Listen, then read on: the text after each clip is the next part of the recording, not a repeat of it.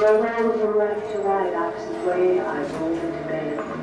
Opposite the wall, opposite the window, opposite the mirror. The piano was a window to a mirror. We looking smoky, looking puffy, looking dry. Last night I drank too much. It got me to bed.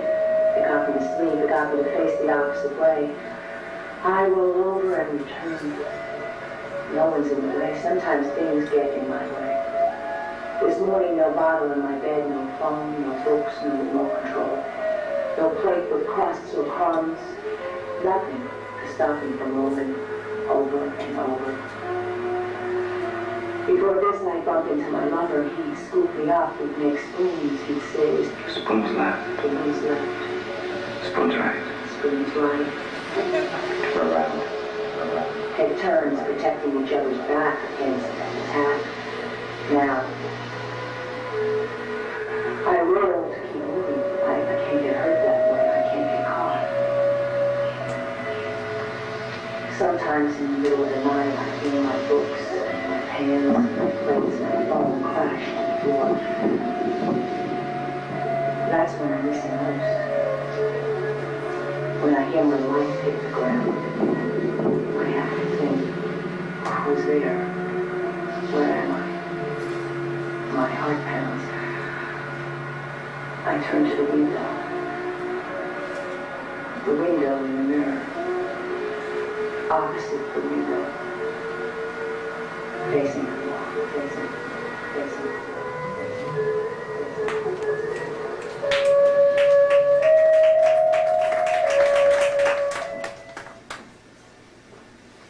When Richard Burton came over to read me bedtime stories, I wasn't prepared for all his resonance. I thought that was something he did on stage to impress an audience. But when he lay close to me and whispered in my ear, I thought, Liz must never know.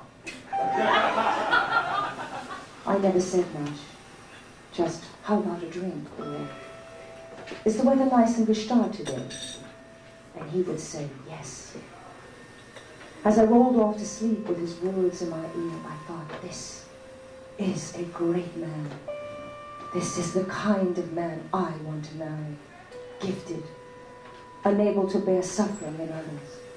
He has great taste in jewelry. Those years with Richard Burton in my ear were the best night's sleep I ever had. He knew how to talk to a girl.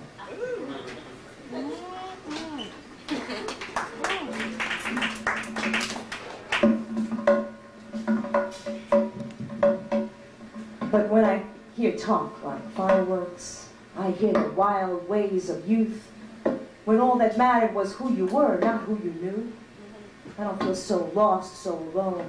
I find myself say, blow out the candle, give me your mouth, let's go. At the edge of 20th century postmodern history, I enter the fire of memory and return to the corner of my soul.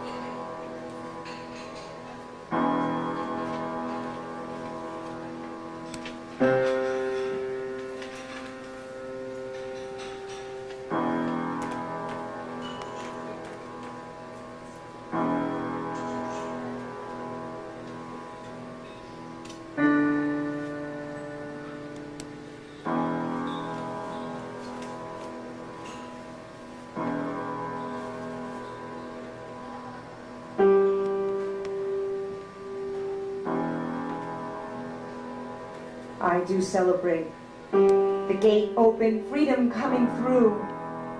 We're all the same, not behind walls or locked up inside. But I don't know for sure, because disappointment has been repeated. I do respect caution, which may be paranoia in a mask, knowing the world doesn't change, but we might. I stand in the rare air, on top of Western civilization, trying to catch my breath. All the time I'm slipping down the other side, where the pile of mistakes of centuries past are collecting, like the bones of the ages, turning to ash that cannot remember. It once felt pain. It once felt joy. It once had a pulse, a smile, a belief system. Maybe walked on common ground with the unicorn. Or will I stand in this breathless place, looking back to all those rushing towards this destination, taking no prisoners, just hacking the forest, buying everything in sight, destroying flesh, stepping up on the food chain and stepping down on what is soft, and crushing it for the climb? And then love. I do. But then I don't know who, not really. After all, with the mistakes and the promises broken, it becomes rare air. But I still want to breathe. With all my life, I want to share with someone who knows how precious a single breath is.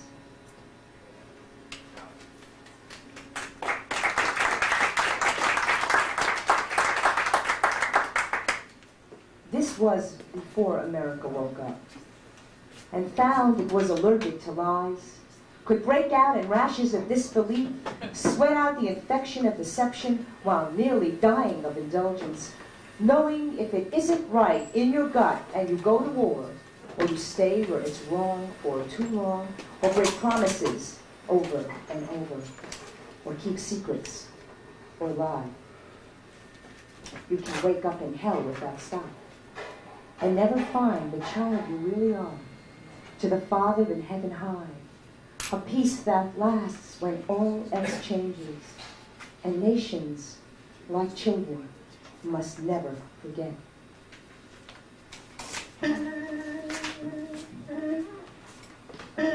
Today as I walk to the edge of the world, I am silent, silent as ever, stepping on the lines, thinking, what do I have to do? What do I have to do to get my senses back? Stop the war with dust. The moan and stones, stop lying! When I'm asked what a man's soul affords, when no law can stand near the altar, when the hollow ground kisses the whistle, the way a skull's jawbone screams to be heard, the way I am in Delma Schwartz's brain. Stop looking at me!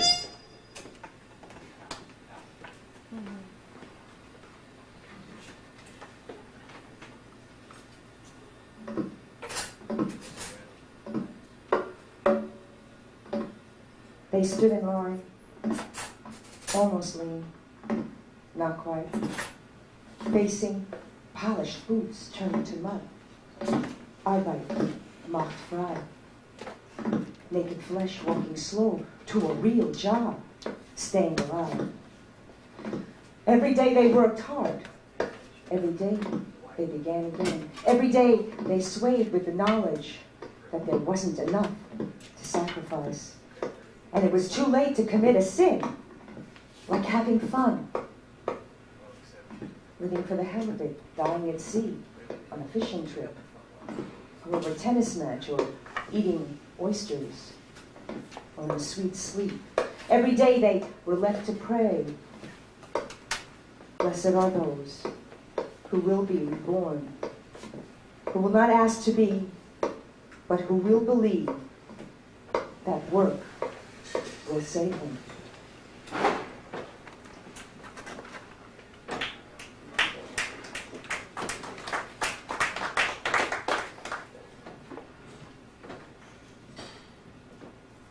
So, a very old man meets Jesus at heaven's gate.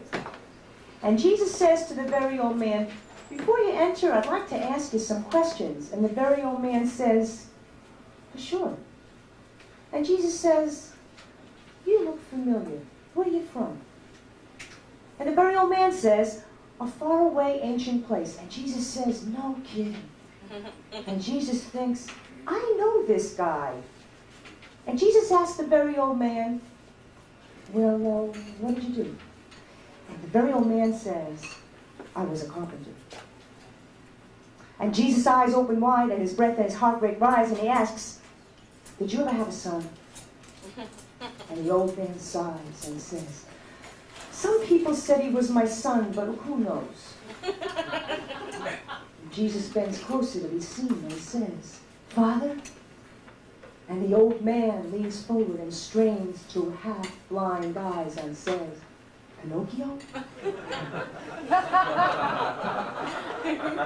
No one is offended. Everyone can relate to walking on water, or being a fisherman, or living inside a fish, or being made of wood, or being nailed to wood, or being a child, having a father or a mother, however briefly, however badly. For even when you are the center of the world, and the entire universe is in your eye, and mother's milk from mother's breast is all you need to fill the hunger. And you believe you'll go to the moon. And you believe you're going to marry that prince. And you believe you're going to be happy forever after. Until you're more than just the mouth of the ocean, forever searching for a perfect moment, like the last time you had great sex. And the man or the woman next to you felt like the real thing. Your mother, your father.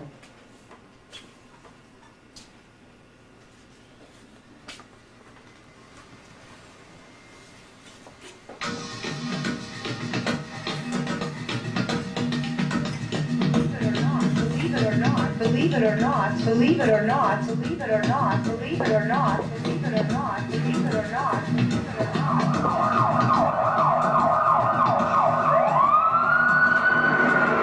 Believe it or not, when I smelled Eau Sauvage today in a Hollywood restaurant, I smelled you as I passed an Iranian businessman speaking broken English to a Japanese industrialist, seated next to a German-ash blonde and suntan, and one of them was wearing your scent. And believe it or not, that the darkest part of you will come out, the ache beneath the place I've been to release, and believe it or not, there's more to you in the memory of you than there ever was in the keep of it all. And believe it or not, when we talk long distance, the wire is being chewed like a tongue will come from hell. The connection is too good for the price.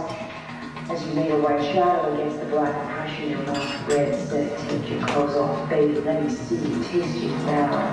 And I think, why does he ask me to take off instead of add on as you wiped off the evidence, thinking that what had just happened was more possessive than murder? You said things you didn't need to take nothing. I watched the edge, I could fall, and then I watched the edge, I could fall, and then I could fall. Glances of the long way, glances of the long way, all be done. I lie next to the wolf who ate that little girl. She smiled at his teeth, hoping he'd transform. And believe it or not, I believe it was the way things worked out in the end. When you love with your heart, there'd be no bad luck. Goodness happened when you opened up. And the one you loved you so well that it made up for the lost feelings that left you lonely, even when you were held against the strength of his heart. Strong body, or his sweet face full of need, the scent of his longing. And believe it or not, I went to see my therapist.